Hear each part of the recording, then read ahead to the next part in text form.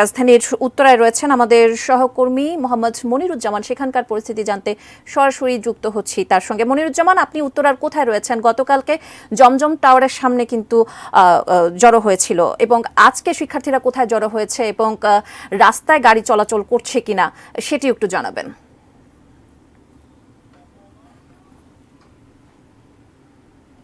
এই মুহূর্তে আমি আছি উত্তরার বিএনএস সেন্টার, যেটি সেই বিএনএস সেন্টারের সামনে, এবং গতকালকে কিন্তু এইখানেও ব্যাপক সংঘর্ষের ঘটনা ঘটে আন্দোলনকারীদের সাথে পুলিশ এবং সরকার দলীয় যে অঙ্গ সংগঠন আছে সেই সব সংগঠনের নেতাকর্মীদের সাথে। আজকেও কিন্তু দেখেছি যে গতকালকের এই সংঘর্ষের যে জের সেই হিসেব করেই কিন্তু আজকে এখানে আইনশৃঙ্খলা বাহিনীর সদস্যরা অবস্থান নিয়েছেন, এবং এখন পর্যন্ত নির্ধারিত যেই সময় ছিল বিক্ষোভ মিছিলের 11টায়, সেই সময় অনুযায়ী কিন্তু বিক্ষোভ মিছিল শুরু হয়নি, অর্থাৎ আন্দোলনকারীরা কিন্তু এখনও মূল সড়কে অবস্থান নেননি। তবে আমরা যতটুকু দেখেছি এই এলাকার বিভিন্ন অলিগলিতে বিক্ষিপ্তভাবে কিংবা বিচ্ছিন্নভাবে আন্দোলনকারীরা অবস্থান নেওয়ার চেষ্টা করছেন, এবং সেখান থেকে হয়তো জড়ো হয়ে তারা মূল সড়কে এসে তাদের যে বিক্ষোভ কর্মসূচি সেটি পালন করার চেষ্টা করবেন। এই মুহূর্তে যেহেতু মূল সড়কে এখন পর্যন্ত আন্দোলনকারীরা ওইভাবে অবস্থান নিতে পারেনি, যার ফলে যান চলাচল